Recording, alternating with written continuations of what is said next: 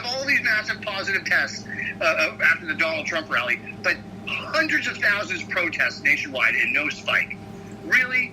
That's the, what lies in, the challenge lies there when I see such biased, liberal, one-sided reporting is the people who are rioting and looting aren't being tested. They're not going to, Are they being tested, though? Are they being tested? Well, I would doubt it. I would doubt that a looter or rioter is waking up at noon and saying, I'm going to go get COVID tested because I'm scared about COVID. They don't give a crap. Okay, so how did you know, though, that there's a spike at a Trump rally? Because I did not see that in the news. It's in Newsweek. It's at Newsweek.com. Okay. So how do they know? So did people go and have them tested? I'm assuming. I didn't quite get through the whole article because it just infuriated me. But a large percentage of people who attended the Trump rally had gotten tested at some point and came back positive after a week. Mm-hmm. And then the other article was again, no seen increase in COVID positive tests after all the looting and rioting over the last month or so. Well, probably because they were not being tested. Well, that was my point. Like, well, of course there's not going to be a spike because these rioter looters are getting up at noon, 1 o'clock in the afternoon because they're up till 2, 3, 4 in the morning rioting and looting. And they're not going to go. They're not going to go and have getting tested. Yeah. They're surely, I hate to say it, not getting up and going to work the next day. Because they're out of work. They're out of work. Right. I know that the guy that I work with went to the went to the Boston riot, and he's like, that's why I didn't come in that following Monday, because the riots in Boston were on a Sunday. Yeah. He's like, I didn't come into work on Monday because I didn't get to bed till 4 a.m. Like, great. Well, good thing you didn't come to work. Yeah. So, I just don't get it. The whole thing, as much as I love you and understand where you come from on the impact that COVID can have on society and the potential destruction that it can do, I get it and I believe you 1,000%. But the behaviors of the government, the adults, whether that run our local, state, and federal government, because of the behaviors that they're allowing, it's out the window. You might as well honestly just say open up every state and just go for it. Because at this stage, you know what? In New Hampshire and Massachusetts, they've had like 18 deaths in the last week or so. All of them coming from long-term nursing care facilities. Mm-hmm. All of them. So, it's now one of those things you might as well open it up. In New Hampshire and in Massachusetts, they now have you can eat inside of a restaurant, but the restaurant's at 50% capacity. Mm-hmm. So we sat there one day last week. We wanted to take our son Peter for a dinner at Texas Roadhouse up in New Hampshire, mm-hmm. which is like a steakhouse. Yeah. I don't know if you know what Texas Roadhouse is. It's like a steakhouse. It's his favorite restaurant, and for graduating from 6th grade, we told him that we'll take him to Texas Roadhouse. So was it open? They're open. They're open up in the seacoast of New Hampshire.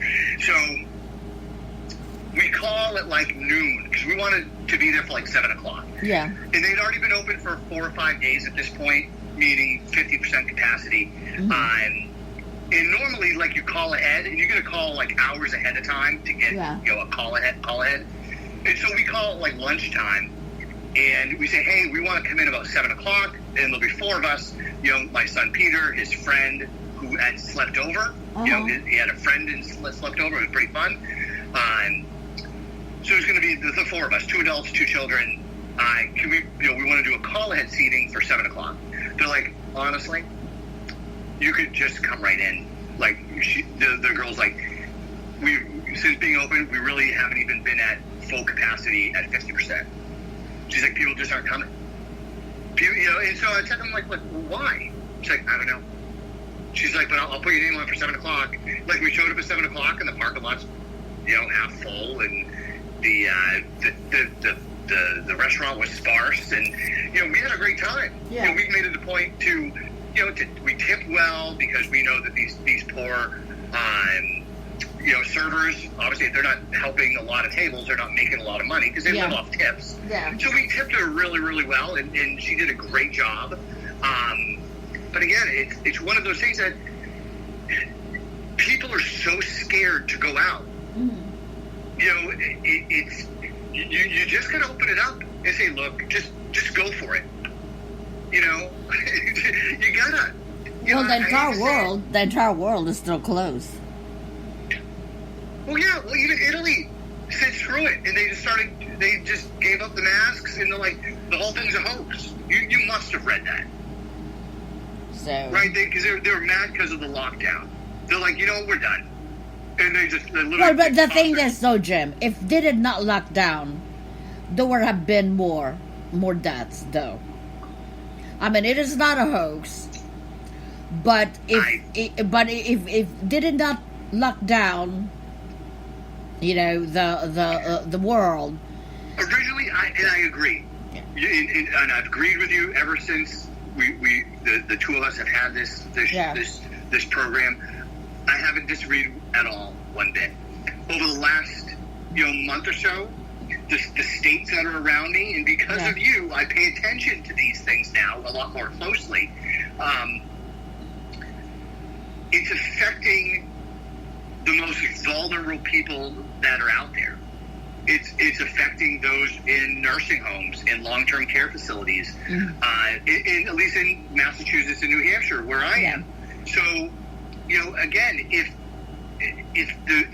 you have people that you directly, are with, if you are with elderly who are sick or have a pre-existing condition, or you have family that you visit daily or weekly in a nursing home, maybe you shouldn't go out to dinner.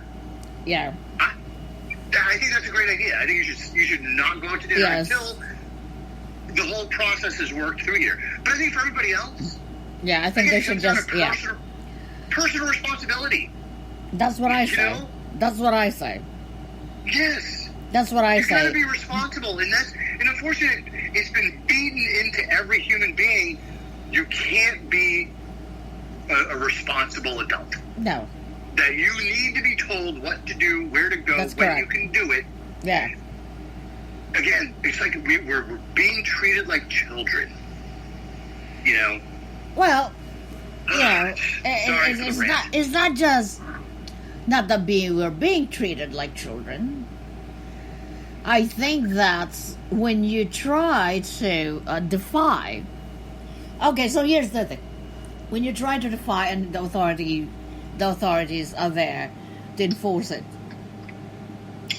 So now here's rioting. Why is not the mask wearing and the social distancing is not being enforced in a protest? Right. Oh, in Raleigh also, like political rallies. Why is it that the social distancing is not being enforced? Right.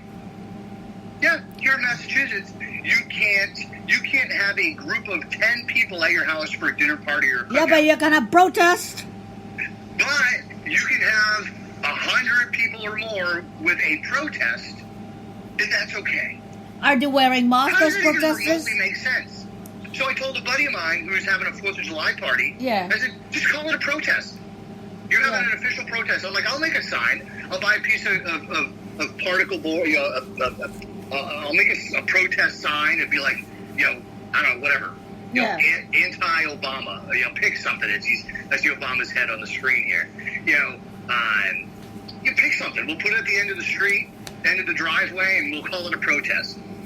Because there'll be like 30 of us. All right, I'll invite myself, and I put anti-Trump. You absolutely are invited. You have a standing invitation. If you say that you are coming, you can drive. I will personally drive you there in our fancy new convertible. It's Jim. I'm trying to find a humor into our day-to-day, quote unquote, now new normal. And I'm having difficulty that with all these advancements that we have made so far, industrially, technologically, medically, and everything else, right? And yet it seemed like the human brain shrunk.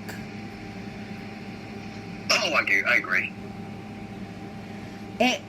I swear, I'm just looking and just like watching and in disbelief.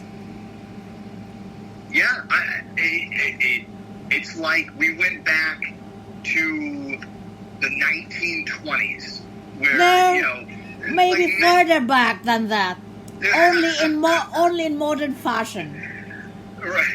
Just Neanderthal, I call it Neanderthal. Maybe the Wild West, right? Back in like the mid 1800s, Western U.S., where you have cowboys and Indians, and you have just gun fights at the OK Corral and all that stuff. But that's I think a good example, a good explanation of what's what society and their mentality is like. It's like the Wild West. I just don't get it. I don't get it either. It's. I listen to this old. I like to listen when I'm in the car. I don't listen to music, but I do listen to. It's called Radio Classics on Sirius XM, and they play all the old radio shows from the 1940s and 1950s, like Jack Benny. Yeah. And George Burns and Gracie Allen. Yes. Yeah, all those old classic radio shows, and I love them, right? Because they're so simplistic. It was such a simple time. It was World War II, and people were pro-America, and they loved the country, and everything was just rah sis boom bah. But they have this old show. You probably remember it because it was on TV too. It's called Gunsmoke. Yes. Right. Yes. And Gunsmoke was an old radio show and a TV show about a U.S. Marshal who ran out of the city of Dodge, Kansas, and he ran a territory. He was the head law enforcement guy, and it was all about guys would you steal someone's cattle. Like that was a federal crime, and the person who owned the cattle would go out and hunt down the bad guy and shoot him, and the U.S. Marshal would be like, well, it was justified. There you go. He stole your cattle. That's it. End of story. But that's the way that the country's being run right now. You know what? I just feel like it's like that. I agree with you. Yeah. I just feel like it's like that. Yeah. The fact that the police are afraid. I mean, look. I said, like there are a lot of, well, not a lot, but quite a few of corrupt police, but in every